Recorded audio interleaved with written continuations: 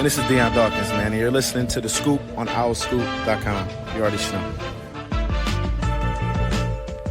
What's up, everybody? Welcome back to The Scoop, the weekly podcast of OurScoop.com, the authority on Temple athletics. We are on to our 47th episode of our 11th season. Kyle, we are slowly but surely approaching a new season, so we'll get there. I'm your host, John DeCarlo, the editor of OurScoop.com. Kyle Gauss, our outstanding assistant editor, is with us. No Ryan Mack this week. Good for him, because otherwise we would be teasing him about that Sixers Celtics trade. Has that happened since the last time we recorded? Yeah, I guess it was like last Friday, right? Well, yeah, last week it was just me with the Deuce Drake interview, and then that was Tuesday or whatever, and then the trade happened Wednesday. We were sitting at, no free shout outs, but we were, my wife Chelsea and I were sitting with my mom, taking her out for an early birthday dinner at La Sponda in Downingtown across from the fabled log cabin. All of a sudden, news of that trade breaks, and I'm like, oh my dear Lord. I don't think I've eaten there. I think you've mentioned it to me before. But look, I'm old school borough, where I'm not used to anything in that stretch of downtown actually being developed. Mm-hmm. But now every time I drive through it, I'm like, oh, there's more than just like a McDonald's here. Mm-hmm. Like there's a bunch of like cool new bars and restaurants and stuff. A lot of good stuff in the borough. Shout out to Downingtown in general.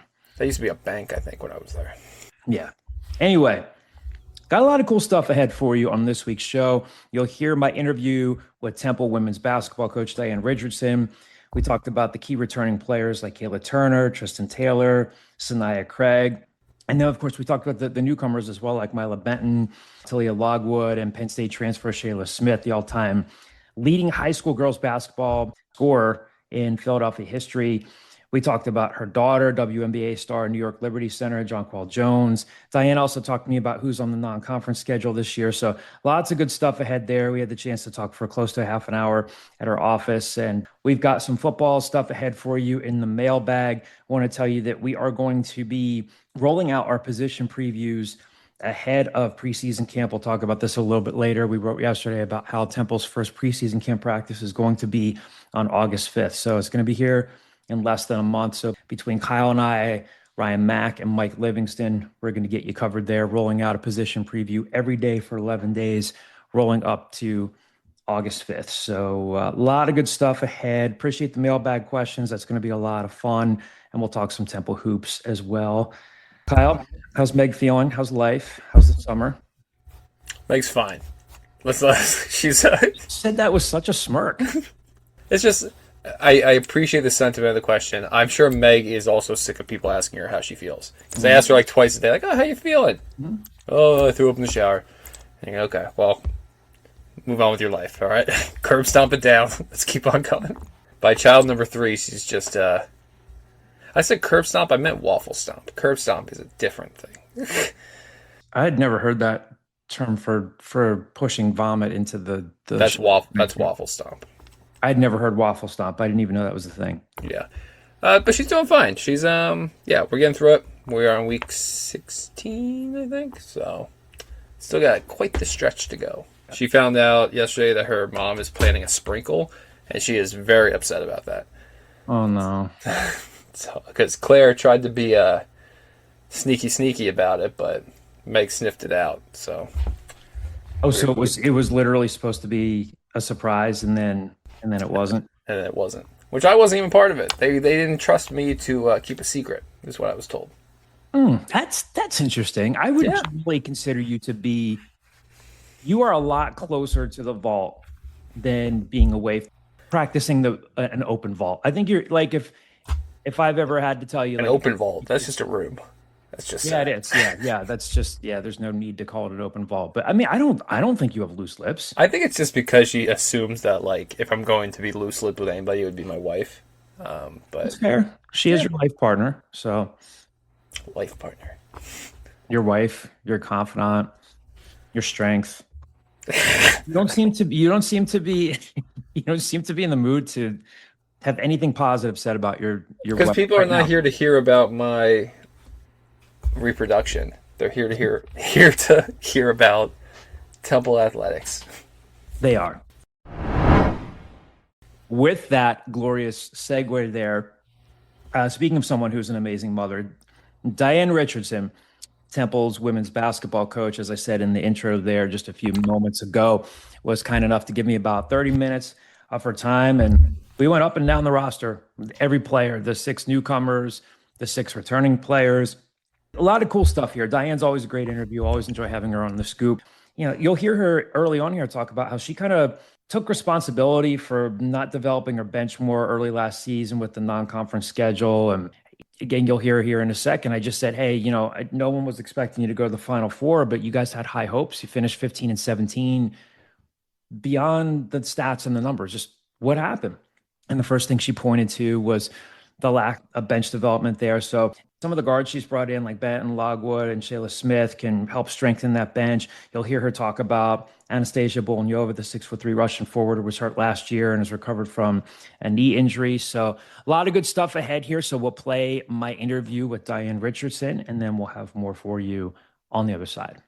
Diane Richardson, always a pleasure to talk to you on the scoop. How you doing? I'm doing good. I know you've been bouncing around this summer. How's life? Life is lifing. Yeah. Yes. You look great. You look refreshed, as refreshed as a college coach can be. So in the summer. I know you just in setting this up, you told me just got the chance to go. I know you go between like Glenside and then down to your family home in Maryland. It's about celebrating your mother's birthday and stuff. Yeah. I know it sounds like such a simple question, but I know how important your family is to you. Like, what does it mean to just get that time, even if it's just a little sliver of time before things get crazy again? Yeah, it feels good. And one of the things about on the women's side, we have these mandatory shutdowns, so we can spend some time with our family. And so we took advantage of that this year. And I enjoy, obviously, going back home and just chilling a little bit on the porch, drinking lemonade. Just lemonade?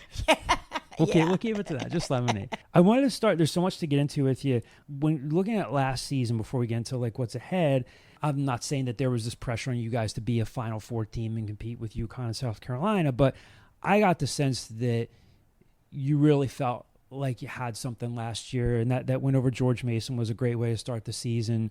And then you guys went on to finish 15 and 17, and I could tell there were times that where you just, obviously the wins and losses aren't there, but you looked frustrated. I know we can point to different things, lack of bench scoring and stuff, but for whatever you're willing to share, what happened? It just seemed like things were off and you guys were trying different things and you were frustrated. And I saw like not a different side of you, but it just felt like something at its core wasn't right. What can you share about like what went wrong last year with some of the ups and downs? Yeah, well, I'll be honest, and I'll put this on myself, in retrospect, looking at our schedule. Mm-hmm. And I thought we had a talented team, but I knew it would take some skill development. And our really aggressive non-conference schedule kind of set us back because, you're playing, top 25 teams and not giving my bench enough chance to get on the floor and get the reps. Yeah. And I think it hurt us in the long run. By the time we got to non-conference, I don't think my bench was ready as I wanted them to be. And it kind of showed in the tournament where they just weren't ready. And I take that on myself, playing these top 25 teams early on and not giving my bench a chance to get on. And, because when you're playing, Michigan State or somebody like that, you don't want to lose by 40, and so you keep your starters in long as you can, and didn't give my bench enough time to get some reps and feel for the game. And in the long run, I think it hurt me. When it came time to talking to Kaylah Turner, Tristen Taylor, and Saniyah Craig about this season, they're good players, obviously. Yeah. Was it tough to retain them, or did you kind of know that they were locked into coming back? Yeah, well, again, with me and my players, I try to have a relationship with them. And so we knew coming back that they wanted to come back and take care of unfinished business. And so it was good for us as a staff to know that we would have those leaders back.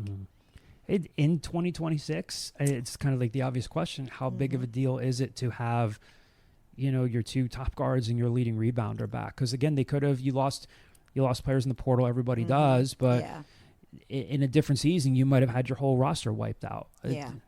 Just getting them back, having them processing the disappointment of last season, does it help to have them back, but also to have 3 people kind of like, not you have 6 players coming back, but to have those 3 kind of in a good way, carrying the disappointment of last season and talking to new players and saying like, hey, we're kind of pissed off and we want to change this. Yeah, and having those top 3 players, they had opportunities to leave, and you better bet people were trying to tamper and get them. But they wanted to stay, and they love Temple, they love our staff, and they want to win. And so they stayed, and like you said, we lost some to the portal, but the core stayed, and that's going to help us. It's going to help us bringing in the new people and the freshmen, and we've got 2 freshmen and some of our portal kids. So that helps us in the long run. Staying with Kaylah, obviously more was asked for last season. She responded. What's next for her in terms of her game, where she can improve and where she can get to as a player? She played a lot of minutes, was returning leading scorer in the conference. What's next for her in terms of her development?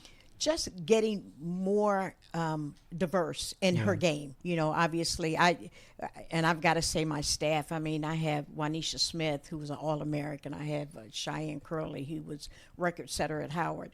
They are going to help her redefine her game, so make it a total package. She wants to play at the next level, and so we've got some coaches here that can help her with that. With both sides of the floor. I was going to ask you about that, and I know coaches don't want to put players in a box, but you've coached a lot of great players. We'll go out on a limb and say your daughter, John Cole Jones, probably the best. But you had Marissa Coleman, Crystal Langhorne, Christy Tolliver at Maryland. You've been around a lot of great players. Can she get to that? I'm not trying to compare her to those players because those are real elite level players, but you feel like she has it in her to be a pro? Obviously, she can score the ball, but do you feel like she has those next gears in her to get to? Yeah, I really do. And, obviously her number one is scoring, but, some of the things that she's going to learn right now is seeing the floor a lot more and, reading defenses even a lot better. And then, of course, on the other side of the ball, how to be spicy in her defense and how to turn people over. I think that for her size, going to the next level, having those extra things will give her an extra leg up. Same question for Tristen. I mean, she dealt with injuries, missed all of December for you. Then she had the game of her life in that 32-point effort and that comeback win over Charlotte, which was just a really fun game just to watch and see. Where can she get better? Yeah, the same with her. She's always been a great point guard. IQ out just the ceiling, but she can be more aggressive. I think she can be more aggressive offensively, and so adding that to her game will add to us this year too. With Saniyah, she was your leading rebounder, which is sure what you were hoping for given what she did at Jacksonville. How did you see her adjust to playing in the American? Same thing. What's next in terms of her development? Yeah, she wants to play at the next level as well, and so our goal this year is to pull her out from the basket a little bit. With her size at the next level, she would be more of a tweener. So we're trying to diversify her game as well, and she's been doing great in our workouts this summer. I'm sorry to cut you off. As a coach, obviously you want, in a perfect world, everybody can do everything. Your bigs can be point guards and so on and so forth. But how do you balance out as a coach that mix between, hey, I want to diversify your skill set, maybe get you ready for the next level, versus you are so good at this. If you do this and just do this, we will win more games. Does that make sense? Well, I guess it makes sense, in a way, but I think the more diverse they are, the better they can help us. And with this year, with this team, and with the potential depth that we have, I would like for them to play different positions so we can have quite a few of them on the floor at the same time. With those 3 other returners, you have a trio of 6'3" forwards, Ariana Meride, Chloe Miller, and Anastasia Bulanova. Anastasia missed the season with a knee injury. I think fans and those of us who cover the team are interested in her recovery, and seems like there's a lot of potential there. What are your expectations for her this season, and how's she doing with her recovery? Yeah, her recovery's been great. She's way ahead of schedule, and her work ethic is just phenomenal. We have to hold her back a little bit, but her skill set is great. I mean, she's got the size for a post player, but she has the skill of a guard. So I think she'll add something on the wing for us this year. Just a great shooter, and uses her length well. And how are you seeing Chloe and Ariana kind of progress over the summer? Yeah, and they're coming along as well. Now that they've gotten this year out of the way and understanding what it is that we expect of them, they've been working hard in the gym this summer too. When it came time to constructing this year's roster, again, you bring 3 of your best players back. I know there's no one simple answer for this, but how did you go about it strategically and saying, we need a little bit of this, a little bit of this? What jumped out at you in terms of saying, okay, I don't want to repeat of last season? How did you go about reconstructing? I don't want to say reconstructing, but filling in those gaps. Filling in the blanks. And that's what you do as a coach every year. Like, where you look at the depth chart and see what can we expect from this player and this player. And we wanted to play inside out. So we wanted to be able to have some post players. We brought in Tamaya Grice, who's 6'5". We wanted to have a post presence as well as guards. Last year, we scored primarily from our guard. So we wanted to be well-rounded and not only, just depend on Kayla, but to have more scoring, and then, of course, rim protection and rebounding. On paper, looks like you added 3 guards who can really help you, Myla Benton, Talia Logwood, and Shayla Smith. I wanted to start with Myla, a JUCO All-American. If you're willing to share, like, who did you guys have to out-recruit in the portal to get her, and what can she be for you this season? Does she just, I know this is an early question, does she step into Savannah's role as a starter there, or I guess you let them compete, but looks like a pretty good get for you. Well, she was a good get, and, again, it goes back to relationships. How she was highly recruited, but, I know her coach, and so he knows what we do for kids in terms of player development. He thought, she should take a look at us. And, she came and visited. And, of course, our relationship on the phone and recruiting her, and came to Temple and loved it, fell in love with Temple, and decided to commit. When you're bringing up a JUCO player, you've done that before. Again, she's a JUCO All-American. What is the biggest adjustment? Is it just the speed of the game, the physicality, or do you think she's good enough to just it's going to be fairly seamless for her? Well, the good thing about it is she did play D1 before she went to JUCO, so she understands this level, and her sister played at Kentucky, so they have that wherewithal of what is expected. Is it Moorhead first? Or am I making that up? Yeah, Moorhead first. Yes. And so she understands all of that, and I think it probably will be seamless. But again, everybody's going to compete. Tell me about Talia. One of the things I think that jumps out at Texas Southern and Utah State, she's been a good rebounding guard. Was that something that popped for you and when you were recruiting her? Yeah, and she has that length. She has that size that Savannah Curry has, the 5'10", 5'11" guard. And she rebounds well, uses her size really, really well, and can move. She's pretty fast, too. I mean, she's giving Kayla a run for her money in sprints right now. Yeah. So. With Shayla coming home, you have the all-time leading scorer in Philadelphia girls high school basketball history. And I know there was the coaching change at Penn State. She didn't play much there, which I think, I was just saying this to Deuce Drake on the men's team. It's like, it is totally normal for a freshman to not play that much, but in today's society, it's like, okay, what's going on? What's the transition been like for her? Because again, there's a ton of potential there. She was good enough to be a Big Ten recruit.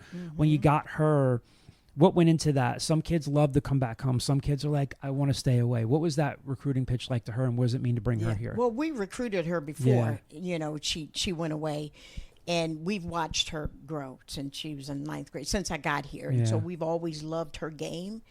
And even still, knowing when she went away, we were like, of course, disappointed. But as soon as she got in the portal, she was the first call. And knowing how she would fit in, she not only, and she told us she made a mistake. So she should have come here first. And we're glad. Obviously, I call her hometown hero, the leading scorer of everybody. And she can put the ball in the hole, but she feels comfortable here. And, even through the recruiting process, it was between us and the Big Ten schools. So when she got into the portal, she wanted to come back. And then again, I know it's mid-July, everybody's optimistic, but when you look at that group in your backcourt, do you feel more confident in saying, hey, like just earlier you were saying, like, maybe I should have given my bench a shot. And like every coach, shortens their bench. You got to win the game. But do you feel pretty confident with that group and say, hey, I could see them playing significant minutes against a tougher non-conference schedule? Yeah, well, the thing about the players that come in now, I think they're more advanced than our bench players were last year. So all of them are used to carrying the load. And so it's going to be great to be able to have substitutions with no drop-off. Tamia Grice, I know everybody loves the fact that she can dunk. When you were at the Temple Takeover event, you talked about that. But beyond that, and again, 6'5" is 6'5", and that's a good size to have. But what can you tell us about her? Again, I know she hasn't played much, but again, she's still young in her career. What stood out to her just beyond like the ability to dunk and the athleticism? Well, just looking at the past, I mean, she was hurt her first year. Yeah. The second year, there was a coaching change. Yep. So she hasn't had very much skill development put in prior to here. The few weeks that she's been here, John, she is picking up things, and you can tell that she wants to learn and be better, and her size is just, she's really amazed me since she's been here, and I think she's going to help us a lot. Her exit to get out of practice every day, she's got to dunk, so she's been doing that. No, she can't leave. Was that her idea or yours? That was Coach Miles. Okay, all right. But, she is learning, and again, you can tell that she hasn't had that one-on-one skill development piece before she got here. Yeah. And then with your freshman guards, you reached into Michigan to get Mariah Cross and into D.C. to get LaBrea Carter. What can you tell us about them? Yeah, both of those players, Mariah Cross from Detroit was the female athlete of the year. And so we met her. She came to our team camp a few years ago. And I just love the way she just runs the floor. And she's like a Leah Nelson and Tristen Taylor in one. She's a fireball. Knows the game really, really well. A leader on the court. And I think she's going to be great for us as an understudy to Tristen. And then LaBrea Carter is from the DMV, so I've seen her since she was a baby. And her older sister played. You've been known to have some connections so, there. yeah, she's some connection. But a powerful, strong guard, kind of like the Tierra East type guard body. And just watching her, and she's played on some top teams in the DMV, and I think she's going to do well for us as well. For context, what could you tell people about what you can do, what you can reasonably determine from summer workouts, and then what's still left for the fall? Well, the good thing about summer workouts is they love each other, and they're very competitive. It's one of the things we ask for is being competitive in everything you do, and they're competitive. And I like that, in terms of getting over the hump in some games, you need that competitiveness where you're not just going to lie down and say we're behind. We need some of those Charlotte come back down from 26 type kids, and I think we've got some of those. So when it comes to building a roster, it takes money for revenue share. When Christy Curry got the USF job, it's been reported that she's been given $700,000 to spend on a roster, and she's someone in this business. Can you compete with that at Temple? It's nice, on one hand that the American is seeing programs commit at that level. When you see that, do you feel like Temple can compete at that level? Well, we'd love to say that we can. It's hard competing against somebody that has much more money than you. But, I'm confident in what we can do, and I think we can represent Temple well. Would I love more money? Absolutely, because then it would mean I can get some of the players that they get at USF and some of the other places. But we're going to put everything we can into the kids we have, and I'm going to keep raising money so that we can have some money to spend to get some players. For what you can tell us, what can you tell us about how the non-conference schedule looks so far? Because I know now it's in 2026. It is still coming into shape over the summer. Yeah. Non-conference, we've done a good job in locking in some. This time last year, we didn't have our non-conference schedule finished. But this year, we've locked in our non-conference. I think we have 13 non-conference games. And so we're going to play, we're not playing West Virginia this year. We're not playing South Carolina yet. But we do have some tough teams. And we have George Mason again, another tough team. We have St. John's. We're going to St. John's. We're going to George Mason. Georgetown is coming. And, we're playing all the Georgias, obviously. And we're playing Nova. And we're in a tournament, a Christmas tournament in Naples. And so there'll be a Power 4 team that will play then, too. So here, not South Carolina yet. Not South Carolina yet. We're trying, though. Trying. But I'm telling you, it's closer than you think. But I'm stubborn, and so Yes. I want something out of that. Dawn, Staley, if you're listening, yes, people would love to see you come back to North Philly. Absolutely. Should note that, of course, I think we talked about this before. For her to get on board with like the fundraising effort with the program was awesome. Kind of speaks to her character, obviously. And she wants to do it. Yeah, she wants to do it. I want to ask you about Sheree Hall, your newest assistant hire. You told me when I was writing the story that she has ties to this area, played at ENS, literally right off campus here, used to play pickup games at McGonigal. What does she bring to your staff? Just, we needed a post coach. Obviously, losing Shanita Landry, we needed a post coach, and having these post players come in, we needed that.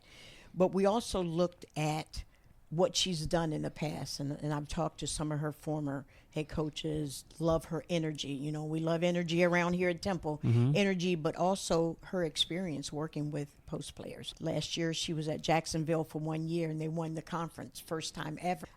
And the post player there was Player of the Year. And she was the post coach. So I knew that.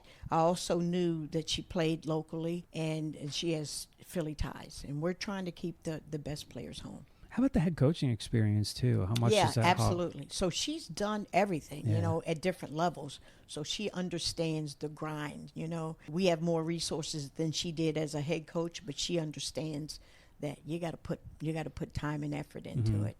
And I think I say that about all of my staff. We put time and effort into everything we do. How do you feel about NCAA tournament expansion? Do you think it's a good thing, or do you think it's just gonna, the cynical take is it's just going to bring in more people from the Power Four?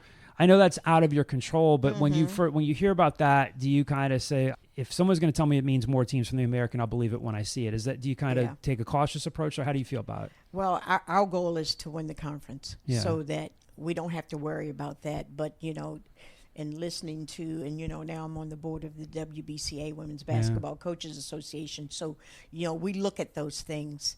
And off the bat, I would say more than likely more Power Four teams will get it, based on the conferences and the one bid conferences. This is a simple question, but what motivates you to keep going and keep coaching? I mean, again, people know you, that it's obvious that you love doing it, but what keeps you going doing it? Just, you know, just shaping young people. Shaping young people. I enjoy it. I enjoy looking at the smiles on their faces, but more importantly, I enjoy getting them to be confident in life. And basketball is a tool, and that gives me joy because, again, I was in their seats a long time ago, and it changed my life. And so I'll keep doing this. And the other thing is, my husband doesn't want me to retire because he says I'll drive him crazy. So you guys don't mind having some time apart every once in a while. How much do your current players know off the bat about, again, your story? We've talked about it a number of times here before on the podcast. It's been written about the success you had in the business world, in the banking world. It's such a great story. How much do your players know about that off the background? Or do players today like just take that a step at a time and say, oh, coach, I looked you up. I didn't realize you did this. How much do they know about that part of your life? I think sometimes they are finding out different things, and they're like, I didn't know that, coach, or wow. Or when we're out and, coach, you know everybody, geez, or, you know, so it's not something that I do and advertise. Sometimes they'll find those things out, and they'll ask me questions. And sometimes people will tell them, do you know who this is? But, you know, I can help when I can help. Some of them want to become entrepreneurs, and so we've been having more and more conversations more about building companies. I was going to ask you about that. Do you talk to your players about financial literacy, given that they're now making money beyond their scholarships? And if they want that, I know some programs say we want to do that, but you're a really good resource for that. It's funny that you mentioned that. We did that today. So part one was today. I spent 90 minutes with them. We talked about NIL. We talked about taxes. We talked about saving and all those things. And so we're going to have a series all summer where we're going over different parts of financial literacy. And they were blown away today. I mentioned Jonquel Jones earlier, who you adopted when she was 14. I also wanted to ask you about Dana, Donnie, and Michael. How are they doing? I mean, you've got this amazing family. And again, if this has been reported on so much, you've talked about, I think it was in the story that Caden Steele did a few years ago in the Inquirer, talking about patience and being tested over and over again, and how much love you and your husband pour into them. Just how are they doing? Yeah, they're all doing great. I was at Jonquel's game last night and drove home this morning. Saturday, we had the birthday party for my grandmother. For my mother, her grandmother. So she played Friday night, jumped in her car and drove down to Maryland for the party. And so they're doing great. You know, I try to be around them as much as possible. And my daughter's doing really well. It's summertime, so she's in the pool every day, which she loves, splashing in the pool. And my sons are really growing, and I'm hoping I can get a grandkid at some point. But, you know, I'm just pushy. My son keeps saying, Yeah. Mom, you're so pushy. But, you know, family's doing great. That's good. JJ got named to the All-Star team yesterday. Yeah. So, you know, that's a plus. And just loving life and being Yeah. home this summer. A couple weekends has been good, too. You told me the story about her, wasn't it? That you could hear her, like you and your husband wake up and you would hear her practicing and you'd hear like the ball hitting the Yes. rim and you'd say, all right, well, on the downside, she woke us up. On the plus side, at least she's working on her game. Yes. When you think of, and again, you've been asked about her a million times, when you think of that point to where she is now, like this larger than life figure, one of the giants in the game, what goes through your mind when you think of just like where she is now and just the enormity of it all? Well, and that's one of the reasons why I still do this, Yeah. because there are so many kids, and to see Jonquel, to listen and tell her everything I told her, she had confidence in doing it. And now her life has changed. And I see that. This is why I do this all the time. You know, people don't know this, but Wanisha Smith was one of the first that I brought into Maryland and brought into my home and said, you could be this great player. And she became an All-American and went to Duke and all that. And so continuing to do this makes me feel really, really good, because there are ways you can change lives, and not just basketball. You know, I have players that have gone on to be doctors and lawyers. And so to see them just grow up and saying, I can, because Yeah. Coach Rich said I can. And it made me feel good. Jonquel was the graduation keynote speaker at GW last year, and she talked about just being under me, and not the basketball part, but the confidence part, where, you know, people think it's a ceiling, but for me, it's a floor. It's the floor. You know, you have to be confident, and how it changed her life. And I want to keep doing that. How rewarding is it to see that? Because a lot of kids, when they're recruited, they talk about, like, I want to play for a coach who's genuine. And of course, like when you're being recruited, coaches can say, oh, you can be a pro here. And some coaches will tell players whatever they need to tell them to get them in the door. And they are guarded, which I totally get. Yeah. When they see that you follow through on it, whether it is like, oh, you're going to be in the WNBA, or you're going to be a doctor, a teacher, or a lawyer, are kids more guarded now, or do they feed into it and say, hey, I thank you for this? Or is it kind of different for every player? I think I've had most of my players say thank you, and understand that there was something that I saw in them that helped them. And I want to continue to do that. I don't care where you come from. You appreciate some things people do for you. Final question for you. How alike are Diane Richardson, the mother, and Diane Richardson, the college basketball coach? Are there nuances there, or is it just the same all the time? No, it's different. If you ask Jonquel, there was never the mother part on the after the games. It was always the coach part. Yeah. And still now there's a coach part. In the Commissioner's Cup game, she heard me yelling instruction from the gym, and there's 18,000 people in there. So it's different. But I am still the most loving, but the most pushy, because I want to push you toward your potential. And so I get that from my kids. Yeah, Mom, but you know, I still push them, but they know I do it out of love. Well said. Diane, thanks so much for your time. Appreciate it. Thank you. Big thank you to Diane Richardson. Again, as it gets closer to the season, we'll have more coverage for you of the Temple women's basketball team. On the men's front, some minor news to pass along. Mohamed Keita, the 7'1", fifth-year center, is back. One of our subscribers, and I apologize, I forget who it was, had asked us several weeks ago, do you think Mo could be back? And we said maybe.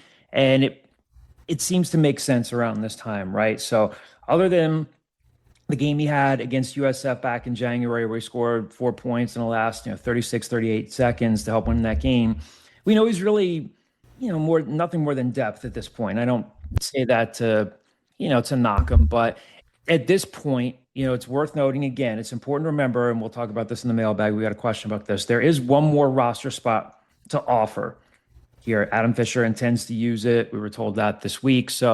But now with Christian Beam and Sir Isaac Heron in the mix, those guys would leapfrog ahead of Mo on the depth chart. if you have one there for basketball. But now, Mo still has some use for you. If those guys get into foul trouble, depending on the opponent, depending on the time and circumstance, that's a guy who you can bring in and, you can say, hey, be aggressive, foul if you need to. You're not as shorthanded at the center position there. But yes, Mohamed Keita is back. Again, we will address this in the mailbag. It does not mean that they're done. It is now a roster limit of 15 players. It's no longer 13 scholarship players and a handful of walk-ons. So they're at 14 roster spots, including Owen Chamberlain. They've got one more spot left. Did this surprise you at all, Kyle, or did you kind of always think that this was a lingering possibility?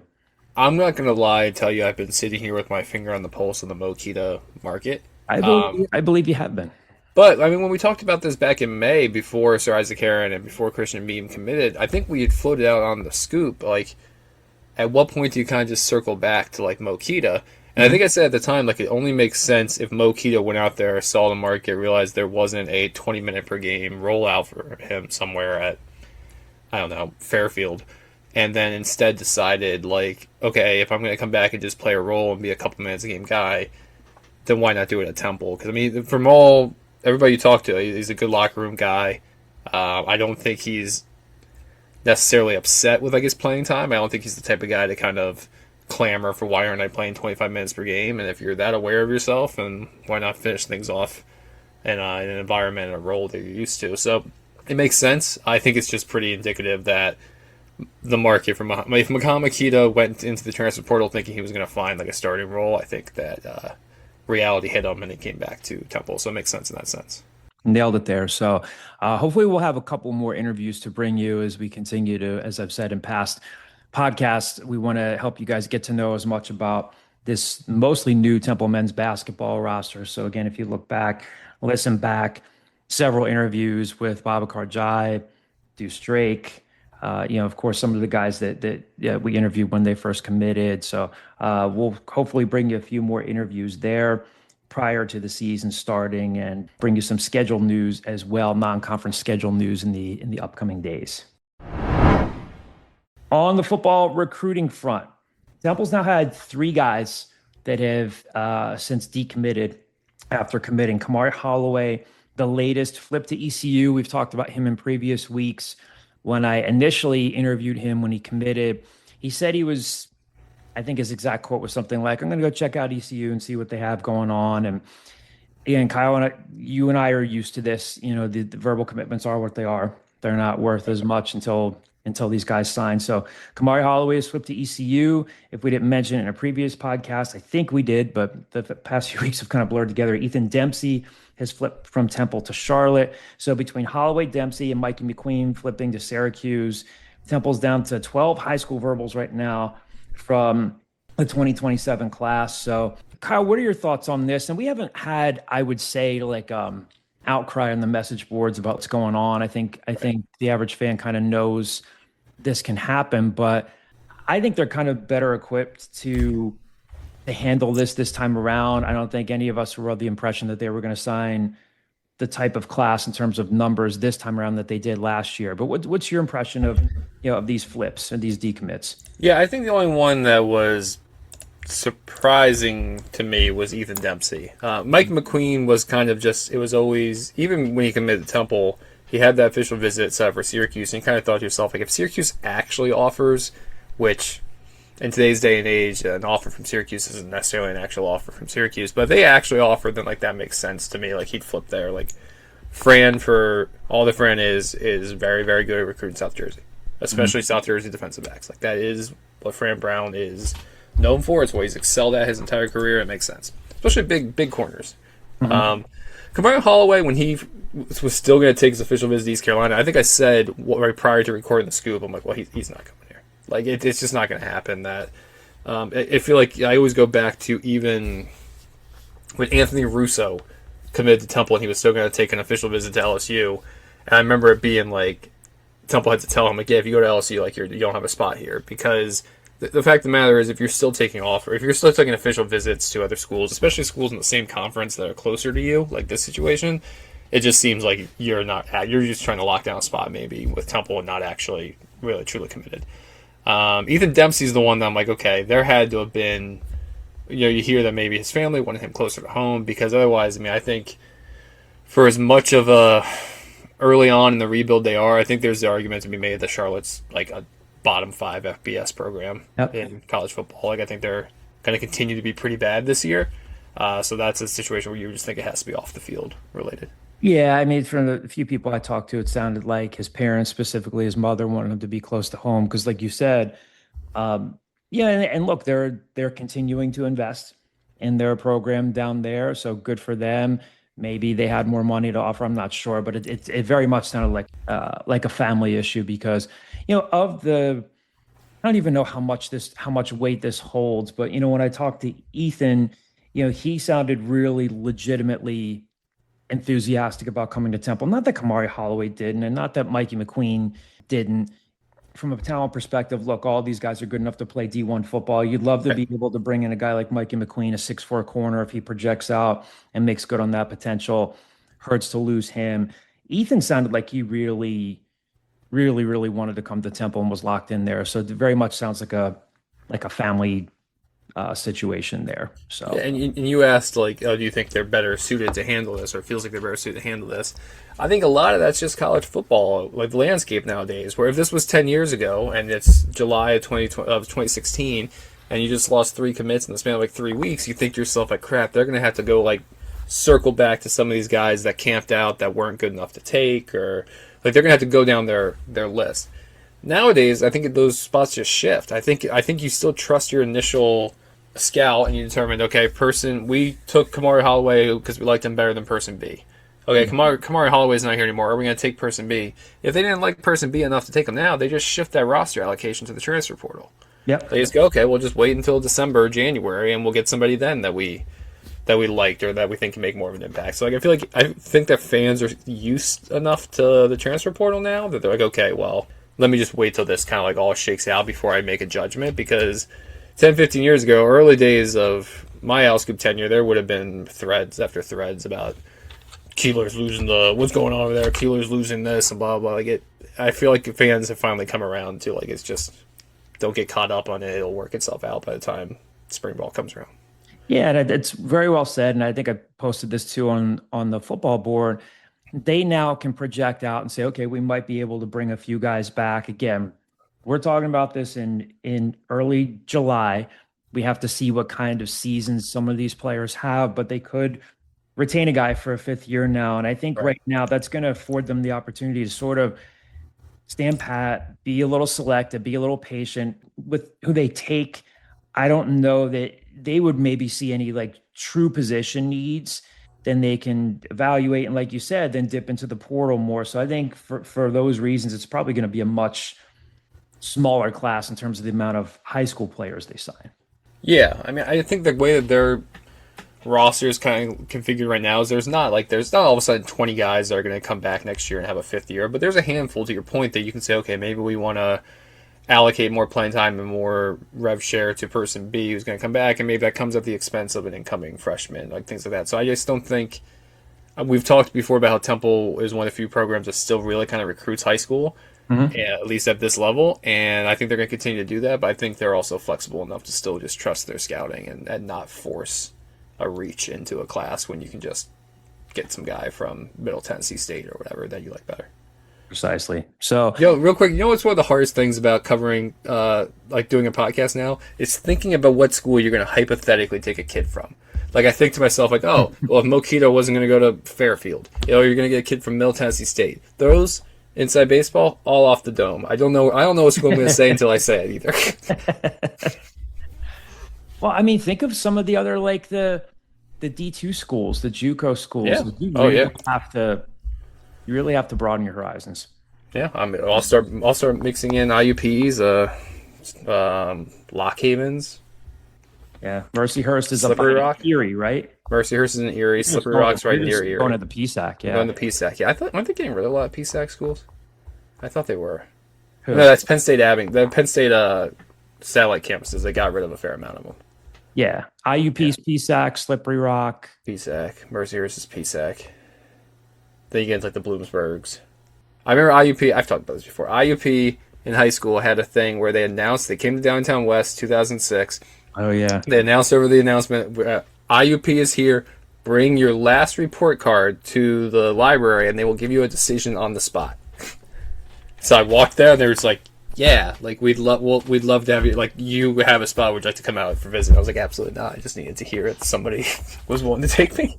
It makes me think of like the glut of car commercials that we get here. At times like this, we can get you credit. Yeah. Oh God.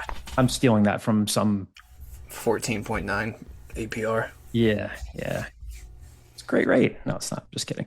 I just got 1.9 on Meg's new minivan. You did? Yeah, 1.9%. Oh, that's congrats. That's good. And the guy was trying to sell me on like paying ahead, and I just finally cut him off. And I was like, "If you think I'm going to pay ahead on 1.9% loan, you're out of your mind." He's like, "I just had to float it out there." I was like, "I can put that in a high yield and savings account, and I'll do that. Like, I don't even have to be invested." The dealer gave you that rate, or you got? No, it's through. I mean, it was through the manufacturer, but then like the salesman is just trying to like, tell me like, "Oh, and then you can pay ahead and you can knock this down." I'm like, "No, absolutely not. Just give me the rate." How about that? Also, not to like blow this guy's spot up. Once I committed to the car, he was talking to me like he was telling me the weirdest stories. I used to live in University City, and one time my girlfriend and I were driving back from Old City. She was a little too towed up. She was scraping cars. I was like, "All right, man, Oh boy. cool." I was like, "Thanks. Can we just hurry this up?" I would have never talked to you again. Oh boy. Scoop's taking a different turn this week, but bottom line is Kyle and Meg with their third child on the way have a nice minivan, and I set it up to have Riggs in the back seat yesterday. I put one of those like little pet carriers in the back for our trip this weekend. Also, Meg just posted a beyond adorable picture of Riggs. Just Did she? He's 11 years old now. Well, was he kissing Haley? Maybe. Yeah, just a great picture. His breath just stinks now. He's a dog. He eats this like salmon-based food, so his breath just smells like fish all the time. Yeah, but we love Pearl to death, one of our Shih Tzus. She is so affectionate. She wakes up in the morning, puts her paws on your face, and just makes out with you. But we say that her breath smells like room temperature shellfish. Oh God. It's just sometimes it's just the way it is. But I mean, it's not like they can excuse themselves to the bathroom and be like, "Hey, I gotta Listerine this out," Yeah, it's that mixed with the fact that he pretty regularly tongues out his own butthole. So like you factor that in with like you look over and he's just cleaning himself. I'm like, Riggs. No. Somehow this is still in the Temple football recruiting segment, but the Commanders are retiring John Riggins' number. Number 44. Yeah, big day for Riggs. Yeah. Arguably the most important Riggs news of the month. No, I still think your Riggs news is the most important thing here, so. Let's hop into I've covered a lot of ground today. Random stories from car salesmen, great interest rates, Riggs licking his own butt. A lot of good stuff. I mean, at a certain point, it's just jealousy when I talk about it. You were going to say something like that. Oh, boy. Well, we got some fun questions here in the mailbag. Again, we say this every week. Appreciate the questions from you guys. Helps us set the agenda for the show. Obviously, we have stuff that we're going to talk about every week, but we're happy to take football, basketball, recruiting stuff, off-topic stuff. So you guys have a hand in shaping the agenda every week. So really appreciate that. These are all from OwlScoop subscribers. These are screen names here. Stapler01. What do you think Temple should want out of any federal legislation focused on college sports? And will Temple and other G6s get involved to lobby as the P2s clearly are already aggressively doing? I think if you're Temple, all the stuff that makes headlines so far, you're like, yep, I want that. Where they're like, okay, I want to restrict transfers to one time. Yep, I want that. I want to have more regional-based non-football conferences. Oh, you mean I can go play like Rutgers and St. Bonnie's instead of, Charlotte and all these other things? Yep, I want that. Yeah. I want coaches to have to stay through bowl games. Yep, I want that. I think all the headline stuff for Temple, all the headline stuff would be beneficial for Temple. I am just always very cautious of just like what's actually going to be in a final bill if that final bill even passes. Because all this stuff is just like headlines and negotiation stuff, and I don't know if in the end, if the ACC and the Big 12, who are kind of like the tipping points of these lobbies, are going to also want that, or if is the ACC like, no, we would also prefer to just be able to transfer kids every year. I don't know. Second part, you see Tim Pernetti put his name on these things. Mm-hmm. Like you'll see, like Tim Pernetti wrote a letter in support and all these things. Beyond that, I don't think the American or Temple or the Sun Belt is going to all of a sudden be like have real sway here. Yeah, like actually like lobby for these things and start funding things. I don't think that's part of it. I think unfortunately they're just at the mercy of the courts and what legislation. Yeah. Yeah, there's a story up on our site. Charlie Baker had kind of hinted at that, what Kyle talked about, their regional approach to non-football sports, which would serve those student athletes well when you're traveling all over God's creation for midweek field hockey games, lacrosse games, baseball games, stuff like that. So yeah, well said. I just wonder, in that situation, would basketball be included, or would basketball still just be like, maybe it's like non-revenue sports, maybe, because I can't see the American. I mean, the American will do what the law tells them to do, but I can't imagine the American all of a sudden being like, okay, we want to kick Temple out, and we want to get rid of this from the basketball perspective, and then add more. I guess they'd add more like Texas schools. Like, I don't know. I can't see some of these non-Power 5, but like established basketball conferences like readjusting. That would have to be a complete blow up, which I feel like would be a lot. And with that, we bring on John Rothstein to revive the A10 debate. John Rothstein is doing some all-time work lately with his inconveniently timed tweeting about inconsequential things. He'll be like, full disclosure, I have him muted, so I haven't seen any. You'll see, like, during the middle of like the World Cup game, everyone's speaking about the World Cup, and then Rothstein will be like, per source, Fairfield will host Northeastern at blah blah blah on this, and people are like, it's uncanny how he times these things. Next question comes from the screen name Al Worldwide. We talked about this earlier. You have mentioned that Temple still has a remaining roster spot, but to my knowledge, all 13 scholarship spots are now taken up with Mo back. Is it a walk-on spot? And if so, any idea on the route they will go with it? So again, to recap what I said earlier. Again, I was going to read this right from my story about Mo Keita coming back. Although its roster now stands at 14 players, Temple head coach Adam Fisher still has one more roster spot available and plans to use it, multiple sources told Al Scoop Tuesday. While Division I teams were previously limited to 13 scholarship players and no specific overall roster limit, part of the outcome of the June 2025 House versus NCAA settlement included a 15-player roster limit that is not scholarship or walk-on specific. So again, I get it. You need to refresh yourself on this stuff every once in a while. So it's not now about 13 scholarships and a handful of walk-ons. It's a roster limit of 15 players. So they have 14 players on the roster now, including Olin Chamberlain. Whether he is actually receiving a scholarship or whether he's a walk-on, I don't know for sure, but they have one more roster spot to give. So related, Berkshire Al, now that Mo Keita is back, what type of player do you think the team is targeting for last position? An international big, and I think they're trying diligently there.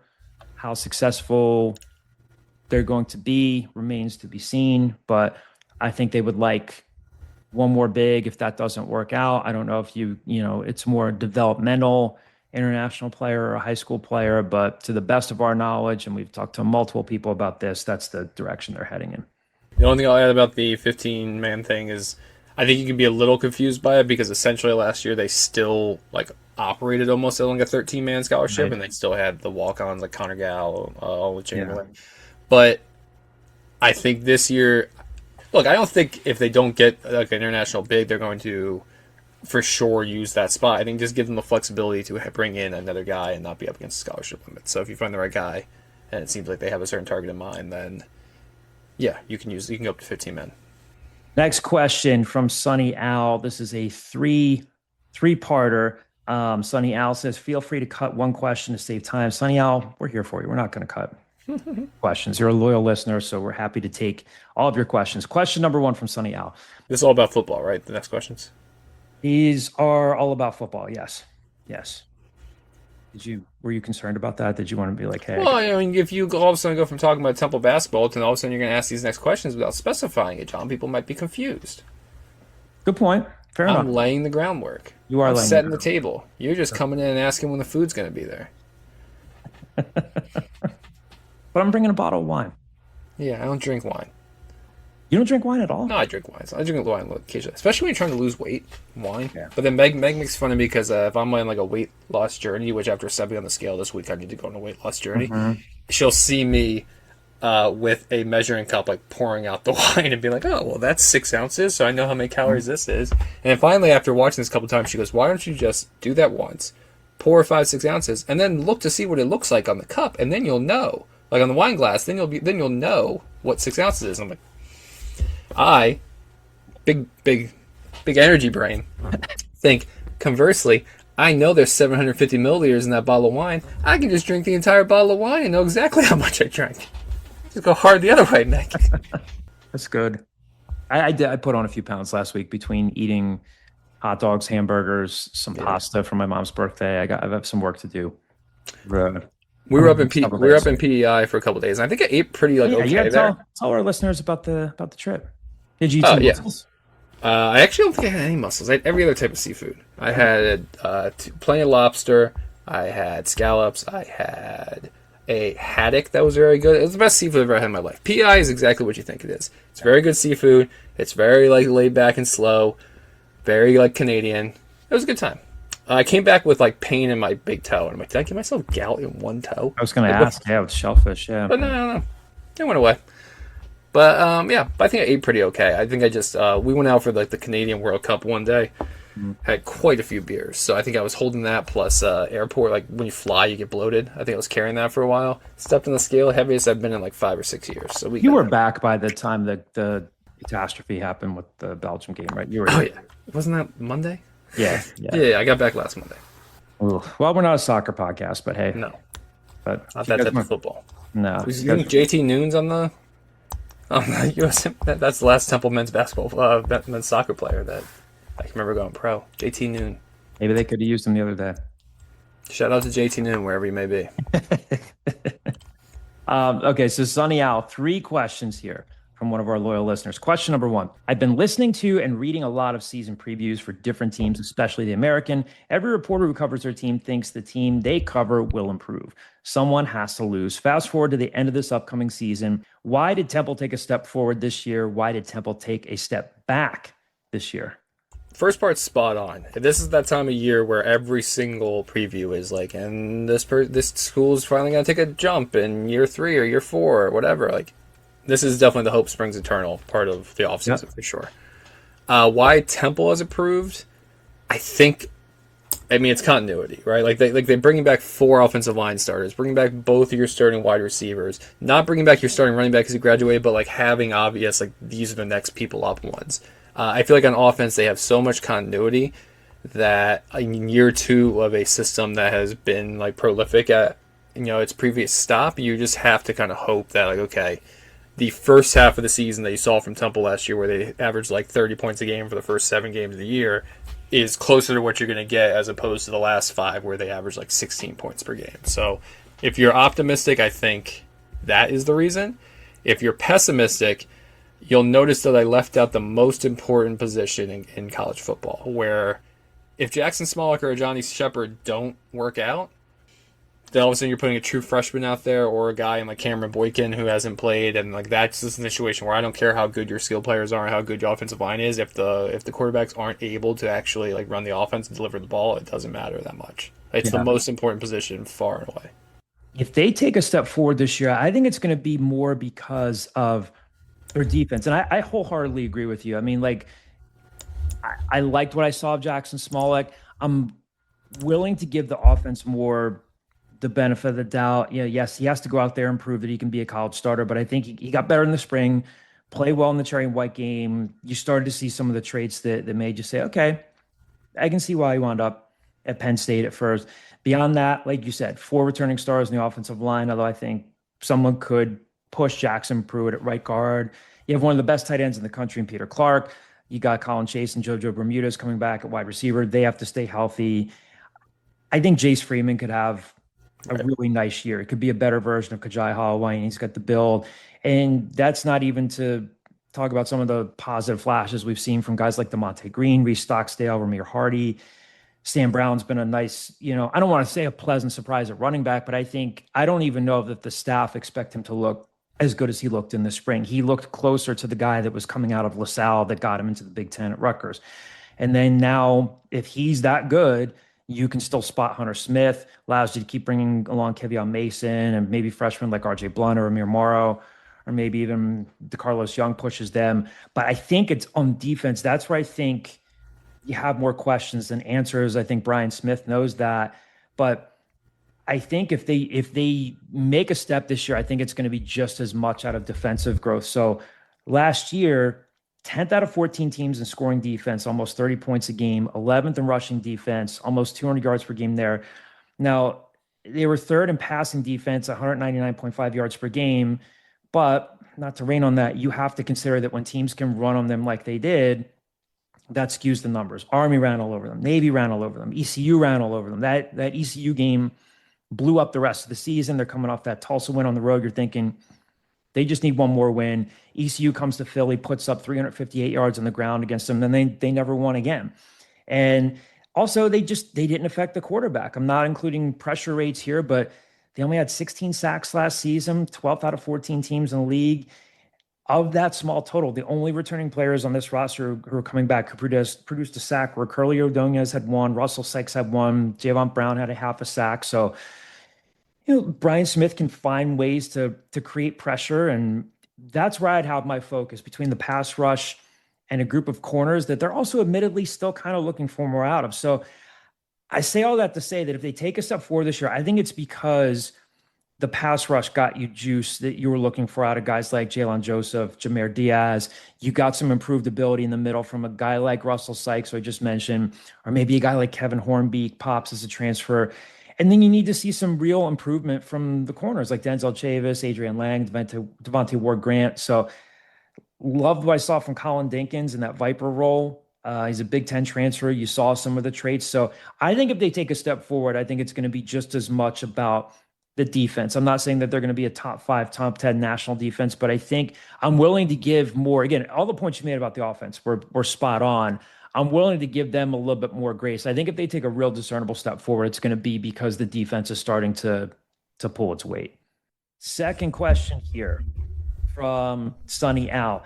Not sure much you have dived into the American yet, but do you have a prediction for who plays in the conference championship? So I looked up just like Vegas odds, like who's favored to win the conference this year, because we're still 2 weeks out from media day and all those super impactful and super accurate media preseason polls. I was a little surprised to find that UTSA is the co-favorite, which I was a little surprised at first. I'm thinking to myself, I was like, they went 7-6 last year. Temple beat them. Their best wide receiver, Devin McCune's at Ohio State now. Yeah. Robert Henry's in the NFL with the Commanders. But then I actually looked into it, and I'm like, they really were churning along by the end. Like they went from that offense didn't look that great last year to against Temple. All of a sudden they dropped 61 on Rice, and they dropped 58 in East Carolina. You 57. talked about that. Not to cut you off, I think you had talked about that on a previous episode where you said something to the effect of like, it's a shame that, not that I'm applying like NCAA tournament thinking here, but it's like that win for Temple looked better as the season went on. Of course, they didn't go to a bowl game. It's not like they're going in front of a selection committee, but that win did look better. Yeah, against a 7-6 American team. I mean, for him to randomly catch like a stray bullet, but like Al Golden went his entire career at Temple without beating a winning MAC team, right? Yep. Like this wasn't like an out of nowhere win. It was a team that got better. Owen McCown, they talked about him being up and down. He finished with 30 touchdowns and 7 interceptions. Like he's back.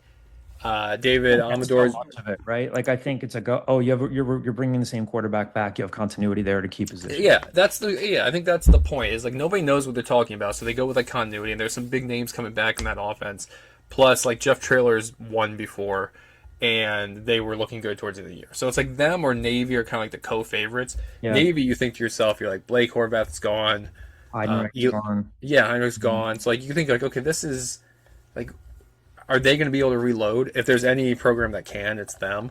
But like they kind of have similar things with Temple, where you're looking, okay, well, Braxton Woodson is probably going to replace Horvath at quarterback, and you've seen him before. Like they still have defensive players like Mark Anthony Parker and Giuseppe Sessi. Like guys are still there coming back to kind of lead, and obviously like culture is always going to be strong with them. So just kind of going off that and looking at it, I wonder if UTSA is kind of poised to take a step, and I wonder if Navy is kind of like poised to maybe weather that storm better than like Army did last year. Like Army went from being like a top 25 team to being like a 500 team and falling off. I wonder if Navy's kind of better set up to maybe not go 11-2, but maybe go 10-3 or 9-4 and be right there in the hunt. A lot of positive buzz about UTSA, a lot of positive buzz about Navy. I mean, you could say that maybe even though Tulane lost John Summerall to Florida, Will Hall, there's continuity there. It was their passing coordinator. Oh, I agree. It's I don't know about that hire. Yeah. I feel like that was them like overthinking it to an extent and being like, okay, like let's just try to break this cycle of hiring an up and coming guy and do all this, and we'll go with a guy who maybe will be grateful to be here because it didn't work out at Southern Miss and he's been in the program, and like you can have him go from there. I feel like they should have just you can make the argument that if they had gone to the free agency market, that they were the most appealing like group of 5 school, and I think they should have hired some like up and coming coordinator instead.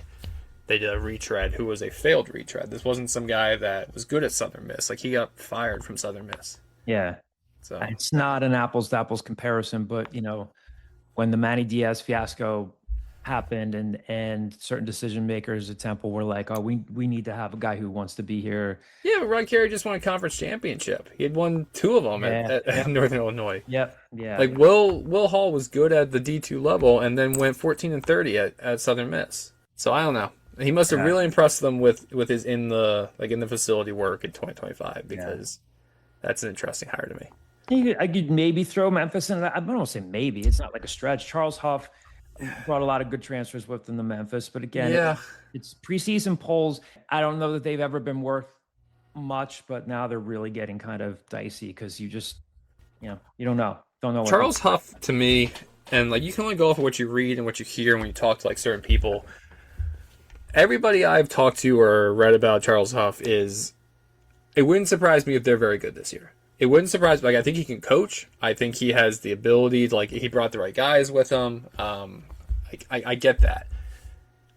But I'm curious what that looks like 2 years from now, because apparently, from everything you read, like, he's just not the best in-facility guy. So I don't know what Memphis looks like 2 years from now from this. But we're only talking about this year, and yeah, he brought in a conference championship caliber team. So there's somebody, I should know this. I want to say it is Tim. I want to say it's their special teams coach. They brought in a coach who used to coach at Temple. Tim Connor, their special teams coordinator, was there with Jeff Collins. He was a special teams analyst with Jeff Collins. Okay. I think I still follow him on Twitter. Yeah. So. And Dominique Bowman. Oh, okay. Good. Coaching corners, yeah. Huff was, just along those lines, Huff was like a name that was, I think we're fairly certain that Huff got an interview at Temple, right? Yes, correct. Prior to them hiring Casey Keeler. So it's going to be an interesting year in the conference. And I know that, Casey Keeler has kind of floated this out there. It's like, we bring continuity. I'm certainly, there's no tone here. I'm not poo-pooing this. Like, I think you and I've talked about this. They're bringing back, they're not just the head coach, but they're bringing back their entire staff. So there's some, again, that doesn't mean that Tulane can't reload. That doesn't mean that Memphis can't reload. Those guys will go out on a limb and say they had more to spend in rev share. But yeah, I think it's going to be a really, really interesting year in the league. So good question there.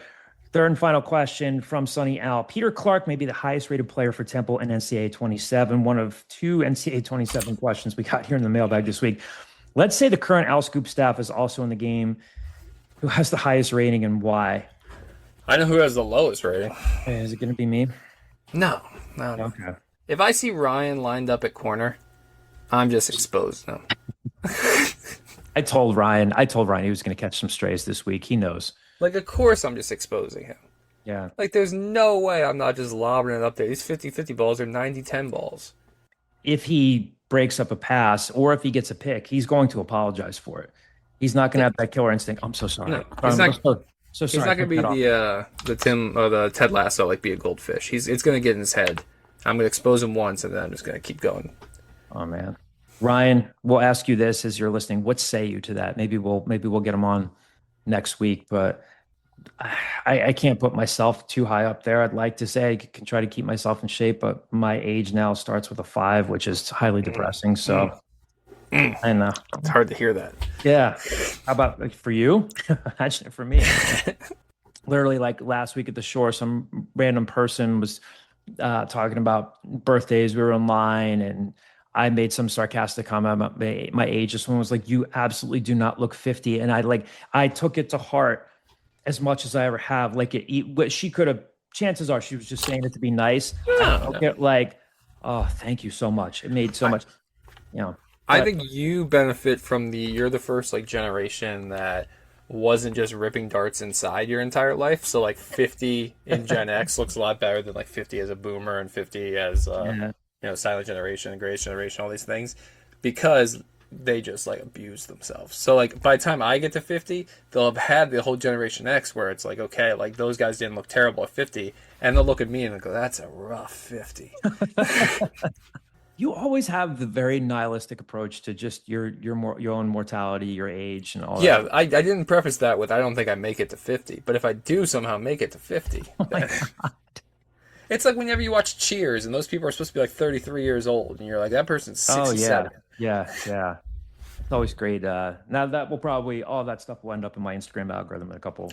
My Instagram algorithm my TikTok algorithm for some reason recently has been nothing but. What's her name?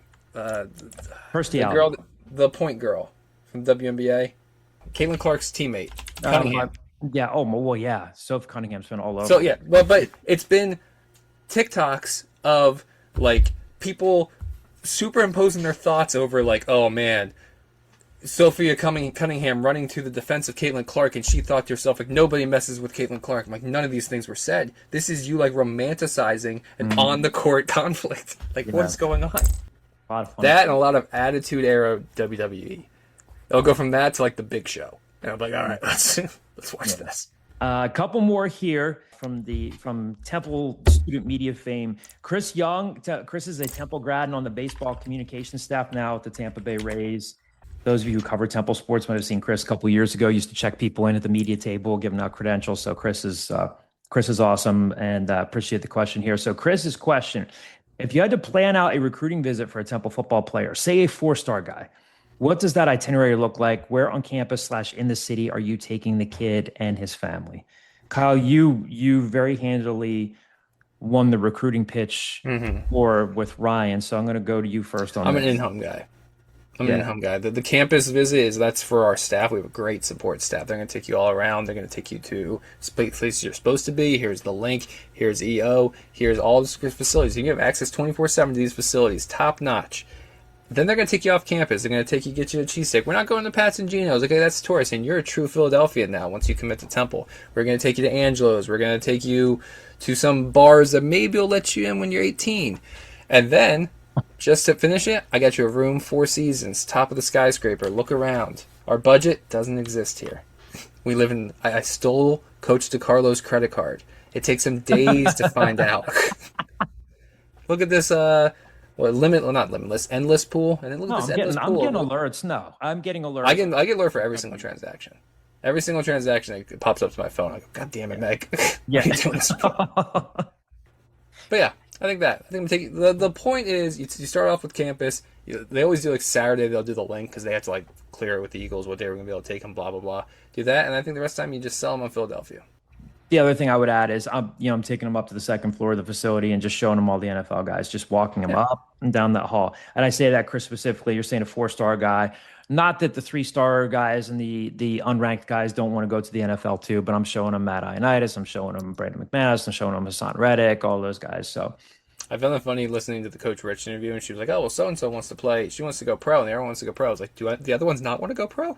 2 people on your team want to go pro. It's like Coach Rich, they all want to Even go pro. Diane, it's like, hey, I mean, she has great stories to tell about John Paul Jones and these other players that she worked with when she was an assistant at Maryland. But yeah, minus you stealing my credit card, and, it's great pitch. Don't worry, I'll get a radio show later. Maybe I'll become a Midwestern Division I basketball coach. Whoa. Oh, jeez. Who might you be talking about there? Oh, just let my imagination run wild. Because where would that ever happen in real life? That somebody like that would just continue to get rewarded? I think I also have him muted. I will say, in a weird.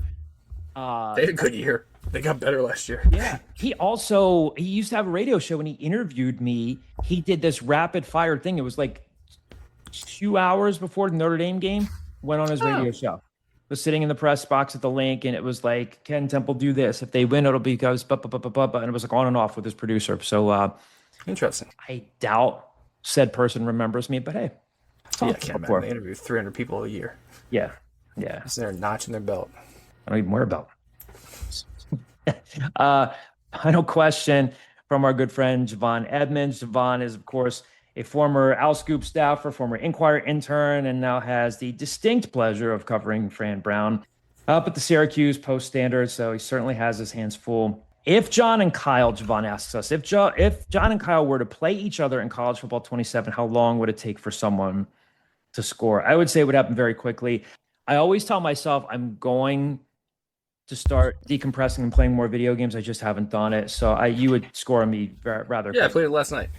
Yeah. I found out that for on my PlayStation, instead of paying $30 extra to get it 3 days early, you can just sign up for an EA premium subscription for $4 and get it. So I did that.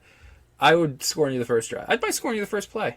I'm just going to see how close you're bringing your corners up. If you're playing press on my guys, I'm burning you deep. Yeah. And if you're not, I'm just going to nickel and dime you with drag routes and wheel routes the whole time. Also, you can actually run in this version. We got some, not like Steve Adazio level. My guys are putting up some running numbers, which it's because my starting quarterback's just not there yet. We're still recruiting a good guy. Well, I'm starting to say stuff like, what does this button do? Yeah, I would just drags, just slants across the middle. My guys are getting CTE out the ass, but they're getting exposed and they're catching the ball. They're taking it to the ground.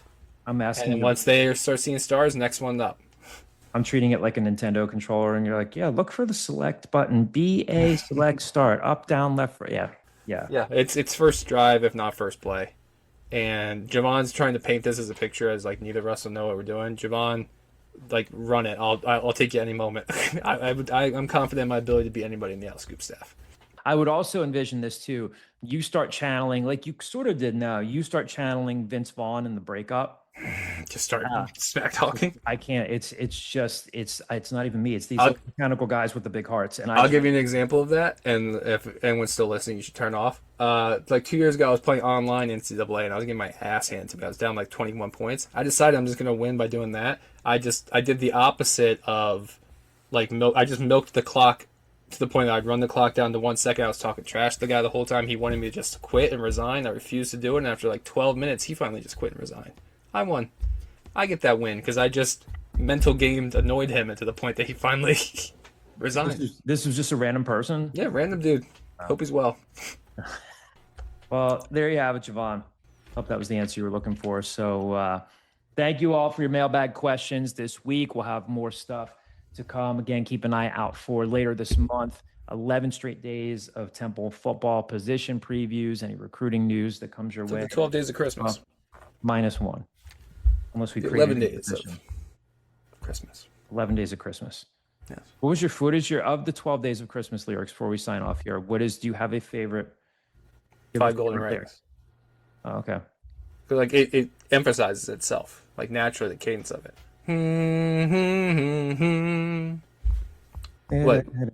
What do you like? Turtle doves? What are you gonna do with turtle doves, John? Where are you going to keep turtle doves? How do you feed turtle doves, John? You think anytime I think of the 2 turtle doves, I think of the old man in Home. Was it Home Alone 2? Lost in Home Alone 1. Like gives him the 2 turtle doves.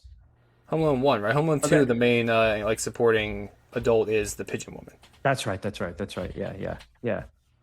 Is it 8 lords leaping? I don't know. There's some weird ones.